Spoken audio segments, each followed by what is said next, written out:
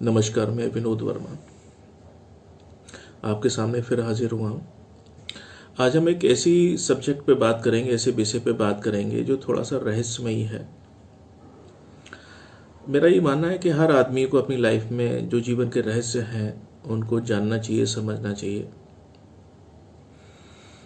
उससे थोड़ा सा ज्ञानवर्धन होता है, पता चलता है दुनिया के बारे में कैसे क्या है।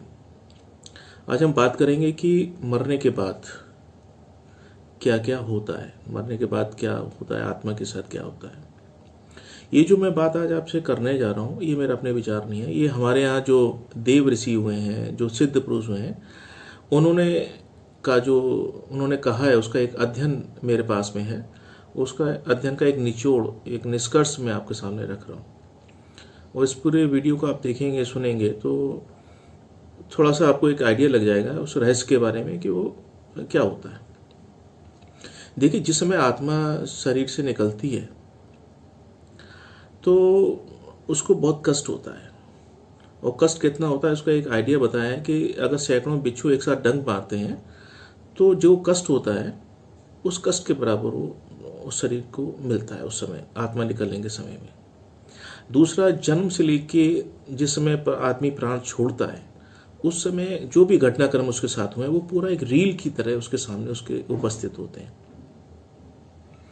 अगर किसी आदमी ने कुछ आध्यात्मिक साधना की है, अपनी उन्नति की है, तो उस कष्ट में उस आदमी को थोड़ा सा रिलीफ मिल जाता है। अगर आदमी की सोल प्योर है तो वो चीज़ें उसको रिलीफ मिलती हैं, उतना कष्ट नहीं होता है। अब बात आई कि साहब, जब आत्मा निकल जाती है तो होता क्या है।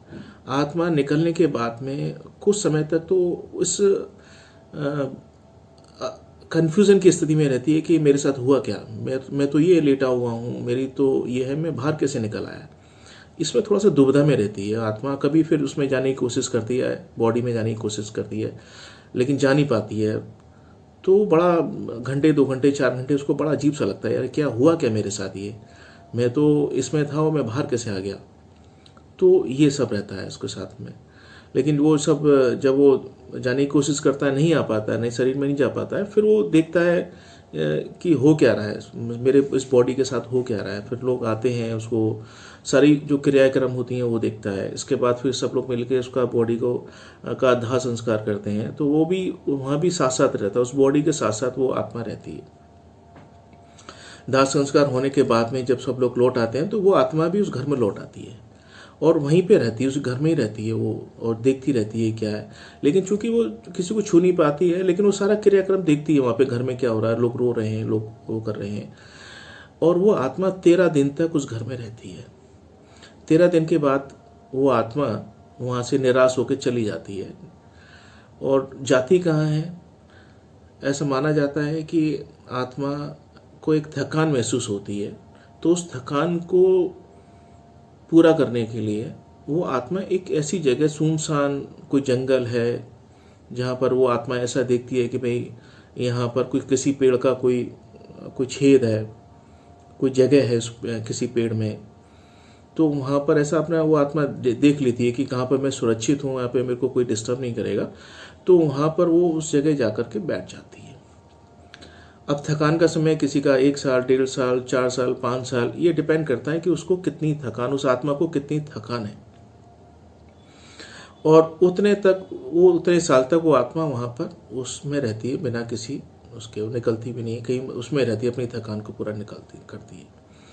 जब वो थकान उसकी पूरी हो जाती है तो उसके बाद वो वहाँ से निकल के वो वहीं आती है जिस घर में से वो आया था, जिस घर में वो था। वहाँ आने के बाद वो देखती है आत्मा कि साहब ये पॉसिबिलिटी फिर देखती है जन्म लेने की। आत्मा, चूँकि आत्मा, उसको तो कोई ना कोई जन्म लेना है। तो वहाँ पर पॉसिबिलिटी देखती है कि वहाँ पे अगर कोई फीमेल कैंडिडेट ऐसे हैं जो प्रेग्नेंट है, और तो वहाँ पर वो कोशिश करती है। और अगर ऐसा कुछ संभावनाएं मिलती हैं तो वहाँ पर वो जन्म ले लेती है, वो बच्चा उस जगह पे जन्म ले लेता है। अगर कोई पॉसिबिलिटी नहीं होती है तब होता क्या है, तब क्या होता है कि फिर वो ऐसी जगह देखता है जहाँ पर कोई पॉसिबिलिटी हो, और वो फिर अपने कर्मों के हिसाब से अपने संस्कारों के हिसाब से ऐसी फैमिली देखता है वो कि हाँ जहाँ पर उसको वो सूट करती है, वो फैमिली उसको जगह, वो फैमिली उसको सूट करती है, तो वहाँ पर जा कर के वो जन्म लेती है। मैं आपको एक दो चीज़ें बड़ी इंटरेस्टिंग बताऊंगा। एक इंटरेस्टिंग चीज़ ये है कि जो मेल है, जो मेल आत्मा है, वो कोई पुरुष है, उसके देहांत हो जाता है तो उसकी आत्मा पुरुष में ही के रूप में ही उसका जन्म होता है, और जो फीमेल है वो फीमेल के रूप में ही उसका जन्म होता है। ये एक चीज़ सिद्धों ने बताई है। दूसरा ये है कि इसका चॉइस, जो पैदा होने की चॉइस है, वो चॉइस बच्चे की अपनी होती है, आत्मा की अपनी होती है, पेरेंट्स की नहीं होती है। जैसे हम पेरेंट्स को ये रहता है कि ये संतान हमने पैदा की, नहीं, ऐसा नहीं है। जो आत्मा है उसकी अपनी चॉइस रहती है कि मेरे को किस घर में पैदा होना है और कहाँ पे उसके अपने जो संस्कार हैं वो मिलते जुलते हैं, वो उसकी चॉइस वो रहती है। तो एक छोटा सा ये रहा कि मरने से लेके जन्म तक कि इस बीच में होता क्या है। तो ये छोटी सी प्रक्रिया है जो रहती है, आत्मा के साथ रहती है। ये थोड़ा सा आप लोगों को का मैंने अपने रखा, जो मैंने पढ़ा वो मैंने आपके सामने रखा है। इसको एक छोटा सा रहस्य भी है जो बहुत सारे लोगों को शायद पता भी नहीं होगा। और इसके बाद और भी एक रहस्य और है जो मैं आपके साथ नेक्स्ट वीडियो में शेयर करूँगा। और ये थोड़ा सा अलग हटके वीडियो है।